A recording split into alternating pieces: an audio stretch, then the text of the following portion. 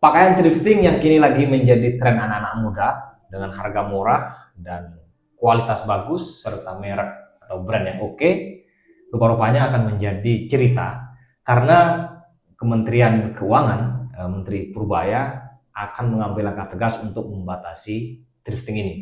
Lalu bagaimana nasib para pedagang thrifting, para konsumen thrifting? Itu yang akan kita bicarakan pada kesempatan kali ini, teman-teman.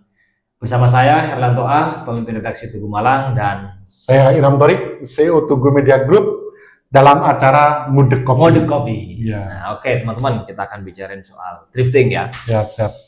Mas, ini thrifting rame di Malang ya. Banyak. Kalau saya lihat di belakang UMM tuh banyak. Oh ya, toko-toko di Suhat juga. Di Suhat ada, di Kasin.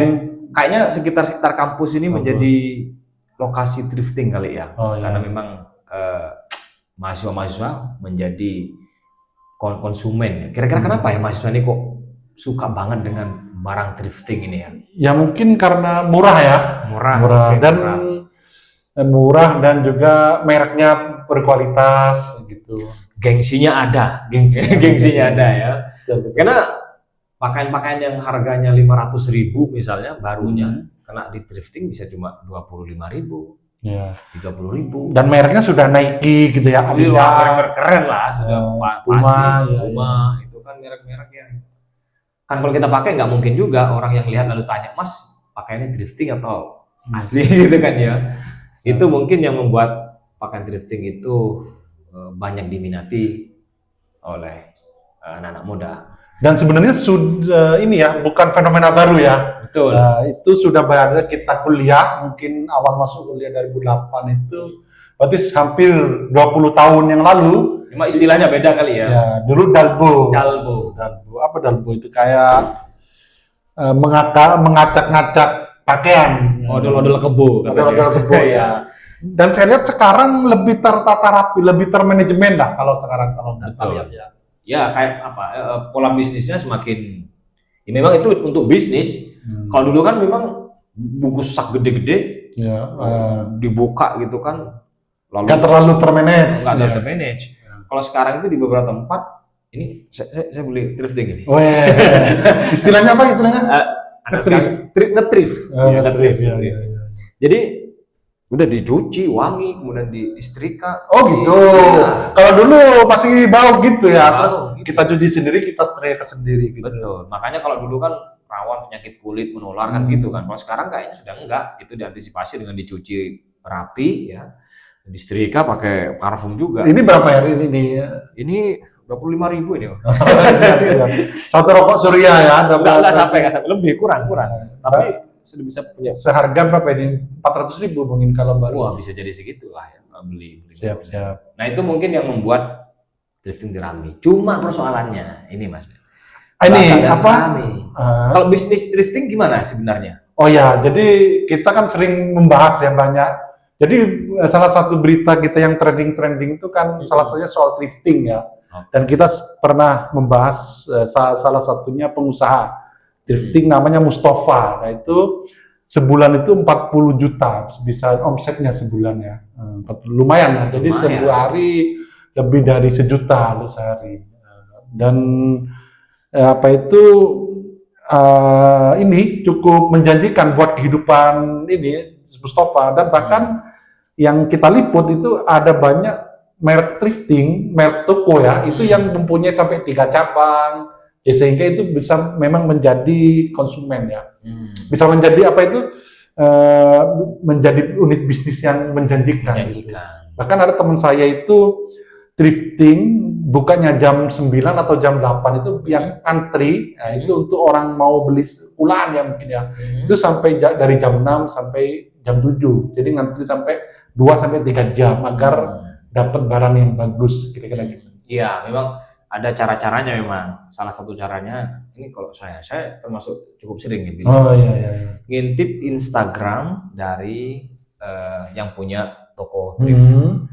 Ketika mereka punya barang baru, mereka langsung share di situ kan. Begitu mereka share, kita serbu lah. Gitu ya. Dan selalu ya, selalu memuaskan selama ini. Siap. Nah, cuma persoalannya kan barang bekas ini tidak semuanya dari produk lokal ya kan ya. Ada yang produk dari luar negeri. Dan itu yang sekarang lagi dirisaukan oleh Menteri Keuangan Purbaya. Dan terakhir Purbaya itu kan ada pengusaha thrift itu mungkin asosiasinya ya.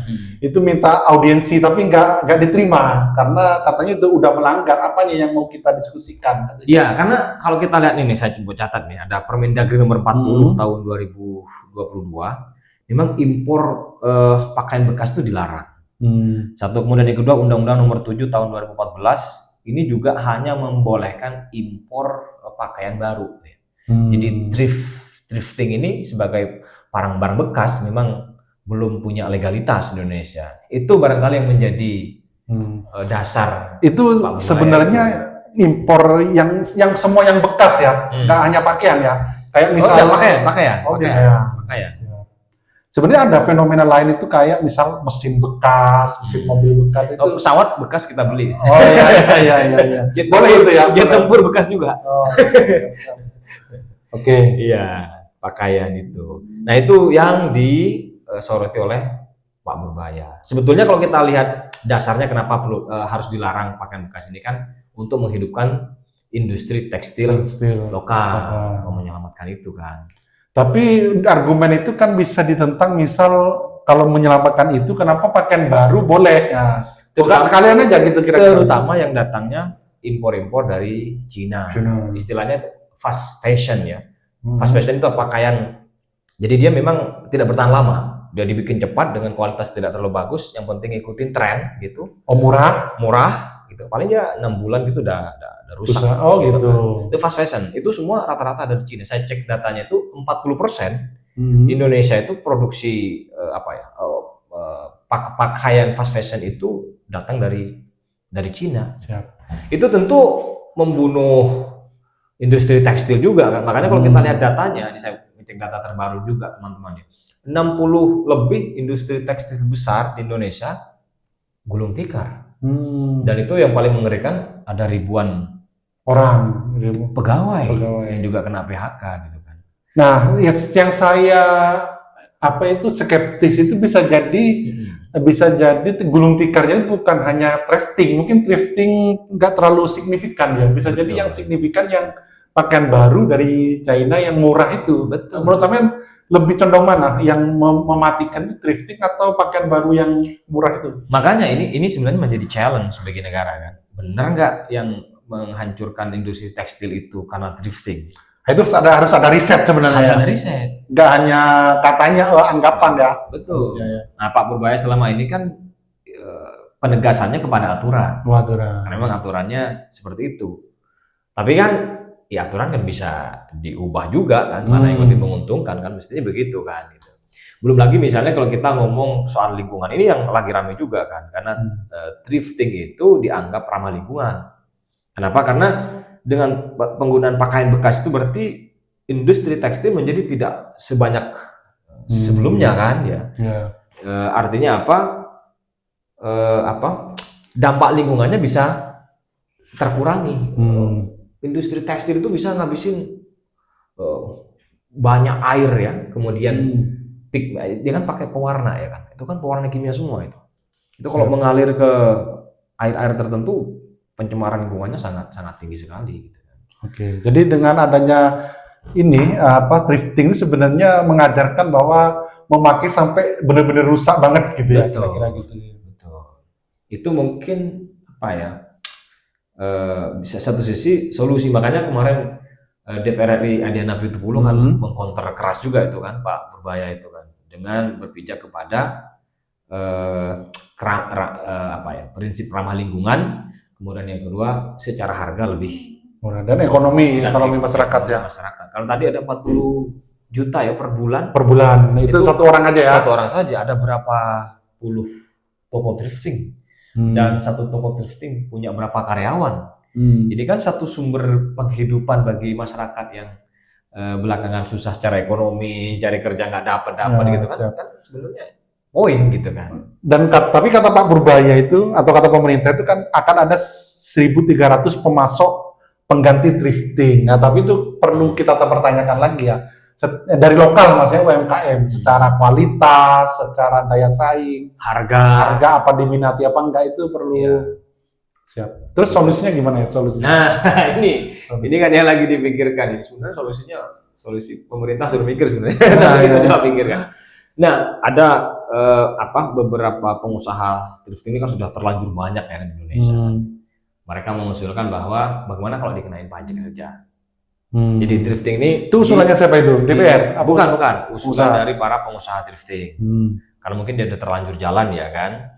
Jadi dilegalkan saja nih pakaian bekas nih, impor pakaian bekas, tapi dengan catatan harganya dikenai pajak.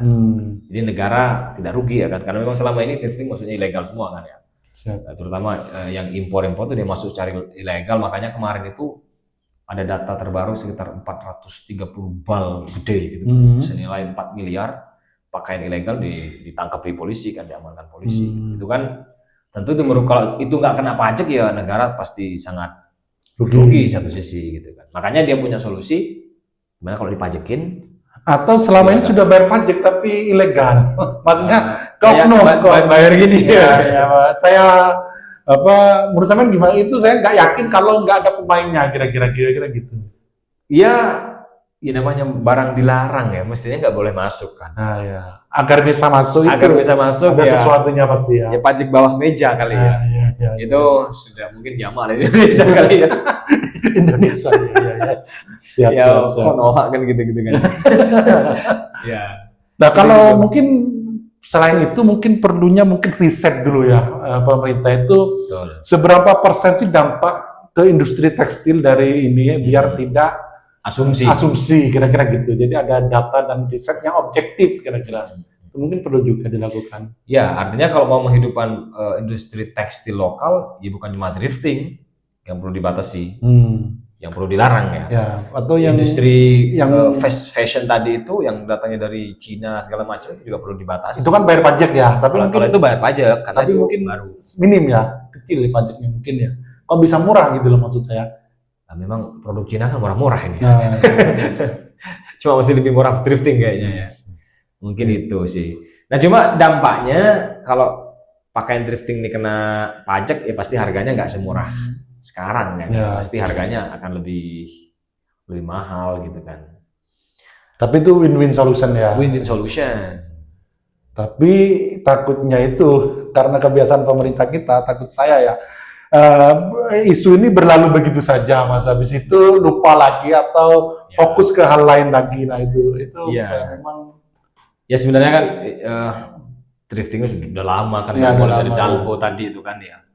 Udah lama kan thrifting pakaian bekas ini keluar masuk Indonesia walaupun sudah dilarang gitu kan.